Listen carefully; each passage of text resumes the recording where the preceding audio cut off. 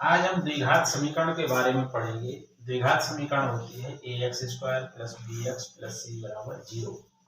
अगर कोई भी द्विघात समीकरण है तो उस समीकरण के दो मूल होंगे। तो हमने मान लिया कि माना समीकरण के दो मूल अल्फा और बीटा है। एक मूल अल्फा है और दूसरा मूल बीटा है। मूलों का अगर हम योगफल निकालें तो मूलों का योगफल निकालने के लिए लेंगे अल्फा प्लस बीटा बराबर माइनस बी बटे ए। बी क्या है? बी यहाँ पर है एक्स का गुणांक और ए है एक्स स्क्वायर का गुणांक। तो यहाँ पर हमने लिख दिया माइनस एक्स का गुणांक और बटे एक्स स्क्वायर का गुणांक। इसी प्रकार से हम मूलों का गुणनफल भी निकाल सकते हैं और मूलों का गुणनफल जब हम लिखेंगे तो लिखेंगे अल्फा इंटू बीटा बराबर सी बटे ए। अब यहाँ पर अगर हम सी देखें तो सी है ये अचर पद, अचर पद और बटे ए क्या है? ए है एक्स स्क्वायर का गुणांक, एक्स स्क्वायर का गुणांक। इस प्रकार से अगर कोई द्विघात समीकरण दे रखी है तो हम उसके मूलों का योगफल और मूलों का गुणनफल निकाल सकते हैं।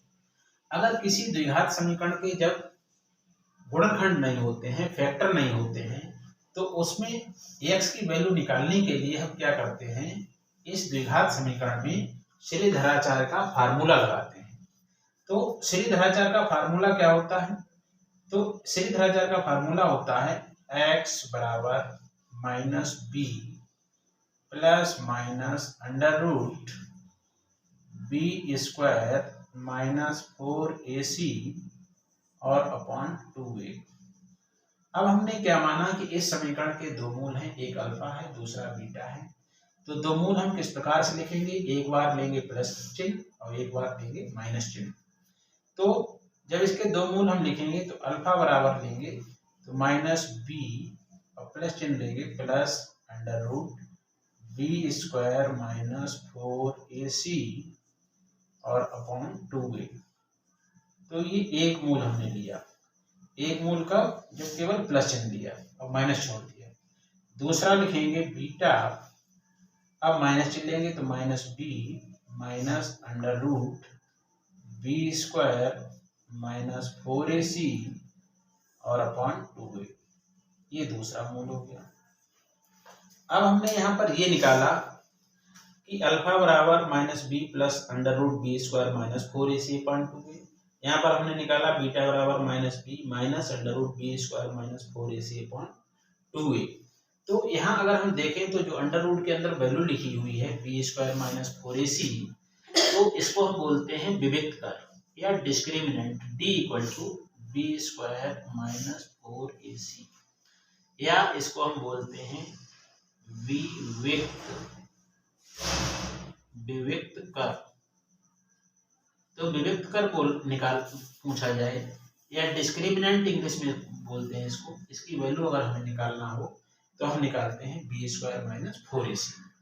अब ये जो डिस्क्रिमिनेंट है या विविक्त कर है, तो इसी पर ये मूल जो है डिपेंड करते हैं कि ये मूल अल्फा और बीटा परिमेय होंगे या अपरिमेय होंगे या काल्पनिक होंगे। तो इसकी वैल्यू पर ही डिपेंड करेंगे। अब इसकी वैल्यू पर डिपेंड करने का मतलब क्या है? लेकिन यदि विविक्त कर d बराबर 0, d बराबर क्या है? 0 है। अब यहाँ पर हमने जो वैल्यू लिखी हुई है तो यहाँ पर d किसको लिखेंगे? अल्फा बराबर माइनस बी प्लस और जो अंडर रूट में वैल्यू है तो इसको लिखेंगे अंडर रूट डी। क्यों? क्योंकि बी स्क्वायर माइनस 4ac को हमने डी कहा है, तो बी स्क्वायर माइनस 4ac की हमने डी रख दिया और अपान में लिख दिया 2a। अब हमने क्या किया कि d बराबर 0 लिया है तो यहाँ 0 रखेंगे तो ये हो जाएगा माइनस बी अपान 2a और अंडर रूट के अंदर 0। अब 0 का वर्गमूल निकालेंगे, जब 0 का वर्गमूल निकालेंगे तो 0 हो जाएगा, तो हो जाएगा माइनस बी अपान 2a, डी 0 हो गया। इसी प्रकार से जब बीटा की वैल्यू निकालेंगे तो बीटा की वैल्यू ये है minus b minus under root d और अपान 2a, और डी की वैल्यू हमने क्या ली है? 0, तो minus b minus under root 0 और अपान 2a। तो ये आ जाएगा -b/2a।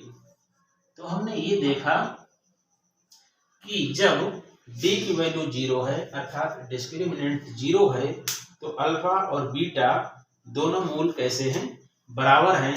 तो इससे ये निष्कर्ष निकलता है जब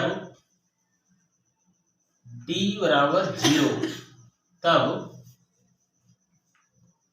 अल्फा बराबर बीटा, यानी अल्फा और बीटा ये दोनों बराबर कब होंगे, अल्फा और बीटा ये बराबर जब होंगे जब d बराबर क्या होगा, 0 होगा अर्थात विभक्त कर 0 होगा। तो इससे ये निष्कर्ष निकलता है अर्थात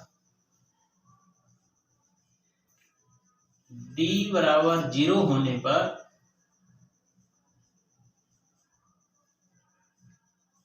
दोनों मूल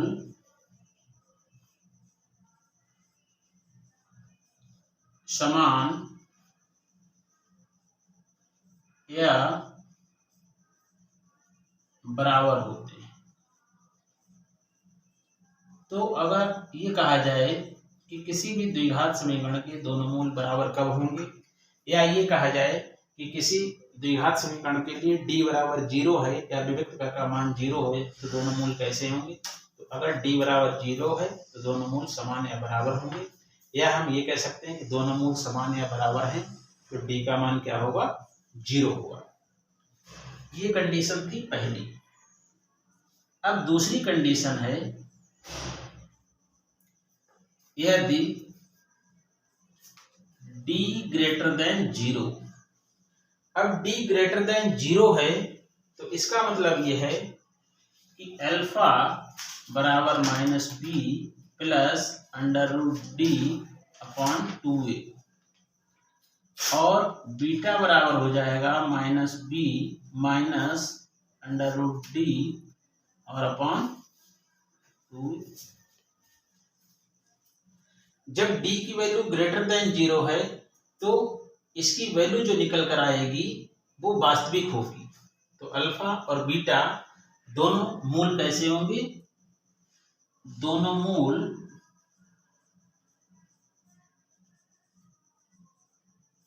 परिमेय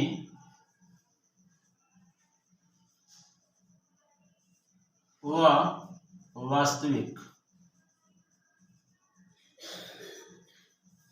होंगे। तो हमने ये निकाला कि जब d बराबर 0 है तो दोनों मूल समान होंगे, और जब d की वैल्यू ग्रेटर देन 0 है या 0 से बड़ी है तो दोनों मूल परिमेय और वास्तविक होंगे। थैंक्स।